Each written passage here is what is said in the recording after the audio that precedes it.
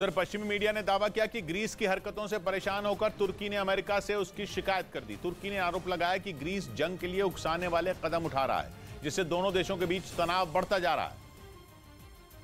और अगर उसने अपनी हरकतों पर लगाम नहीं लगाई तो तुर्की उसके खिलाफ जंग का बिगुल बजाने में देर नहीं लगाएगा। मतलब ये कि आने वाले दिनों में जंग का एक नया मोर्चा खुल सकता है और ये जंग होगी नेटो के दो देशों तुर्की और ग्रीस के बीच, क्योंकि इन दोनों देशों के बीच समुद्री सीमा, नेचुरल गैस और एयरस्पेस बाउंड्री जैसे दर्जनों मुद्दों पर विवाद है।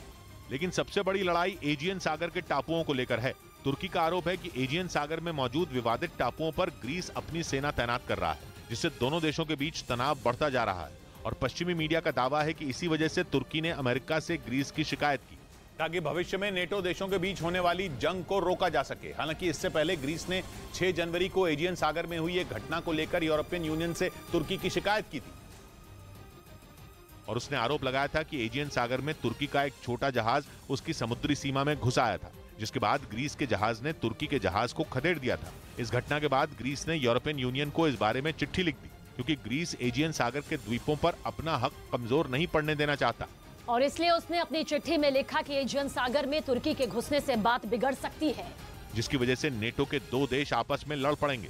मतलब ये कि एजियन सागर पर कब्जे के चक्कर में तुर्की और ग्रीस एक दूसरे से भिड़ने के लिए तैयार हैं। इधर राहुल गांधी की भारत जोड़ो यात्रा के समापन समारोह में जेडीयू शामिल नहीं होगी। 30 जनवरी को इस यात्रा का समापन कश्मीर में होगा, जिसमें शामिल होने के लिए कांग्रेस ने जेडीयू समेत कई दलों को न्योता भेजा, लेकिन जेडीयू ने भारत जोड़ो यात्रा से किनारा कर लिया। जेडीयू के राष्ट्रीय अध्यक्ष ललन सिंह ने मल्लिकार्जुन खड़गे को चिट्ठी लिखी, जिसमें उन्होंने ये बताया कि 30 जनवरी को नागालैंड में चुनाव प्रचार करने की वजह से नीतीश कुमार समारोह में शामिल नहीं हो पाएंगे।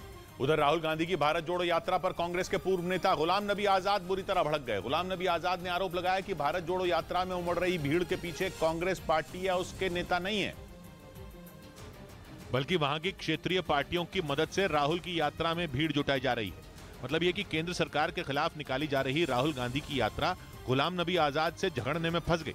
जम्मू कश्मीर में नेशनल कॉन्फ्रेंस के नेता उमर अब्दुल्ला भी यात्रा में राहुल गांधी के साथ मार्च करते दिखे।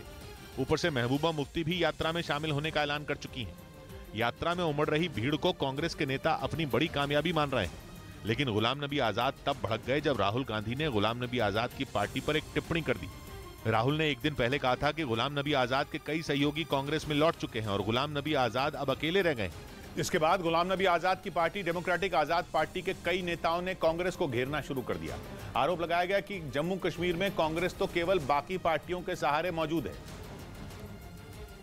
और उसका अपना कोई संगठन वहां बाकी नहीं बचा है। राहुल पर आरोप लगाते हुए कहा गया कि जम्मू कश्मीर के कांग्रेस नेता राहुल की आंखों में धूल झोंक रहे हैं। वो राहुल गांधी को यह बता ही नहीं पा रहे कि राहुल की यात्रा में उमड़ रही भीड़ तो बाकी पार्टियों के कार्यकर्ताओं की है। बरसों तक कांग्रेस में रहने के बाद गुलाम नबी आजाद कांग्रेस पार्टी से अलग हो गए थे। पिछले साल उन्होंने डेमोक्रेटिक आजाद पार्टी के नाम से अपनी नई पार्टी बनाई थी। गुलाम नबी आजाद का मानना है कि जम्मू कश्मीर में कांग्रेस का पूरा संगठन अब उनकी पार्टी के साथ जुड़ चुका है। न्यूज़ 18 इंडिया की web series FIR number 208 streaming सून।